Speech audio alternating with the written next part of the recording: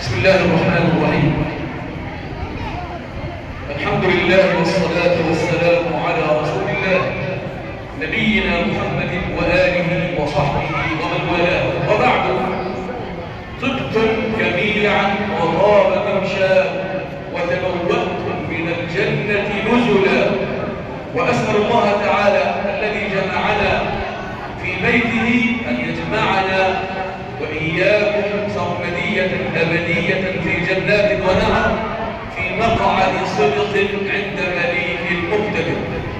بداية أشكر الحضور جميعا، أشكر الذين شرفونا وشاركونا في هذا الحفل، وأخص إدارة أوقاف سمنود وعلى رأسهم السيد المدير الشيخ الدكتور سيد الغباري حفظه الله، وفضيلة المفتش الأول الشيخ أيمن الشاعر حفظه الله، وفضيلة الشيخ عبد الله الدسوقي أكرمه الله، وفضيلة الشيخ عبد الباسط فودة زاده الله تألقا وعلما وفضلا، وفضيلة القارئ الذي أمتعنا بقراءته الجميلة الكريمة الشيخ أيمن الحسيني. أسأل الله سبحانه وتعالى أن يبارك له وأن يبارك عليه وأن يزيد في مدده. وأشكر من شرفونا فضيلة الشيخ أحمد معروف والدكتور حامد جاب الله وفضيلة الدكتور إبراهيم الخولي والشيخ أيمن عبد الهادي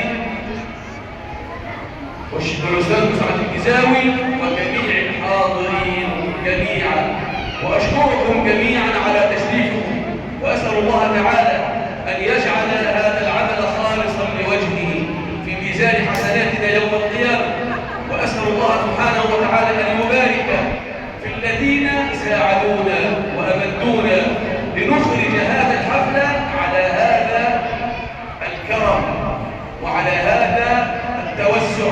أسأل الله سبحانه وتعالى من جميع القبول، كما أشكر الذين رفضوا المشاركة معنا، وأسأل الله سبحانه وتعالى أن يزكي نفوسهم علينا، وأسأل الله سبحانه وتعالى أن يتقبل من الجميع فضله وكرمه وجوده وإحسانه. وأشكركم جميعا على تشريفكم. والآن جاء دور توزيع الجوائز، فالذين يجلسون ولا يقومون معنا أولا الابتهالات إن شاء الله.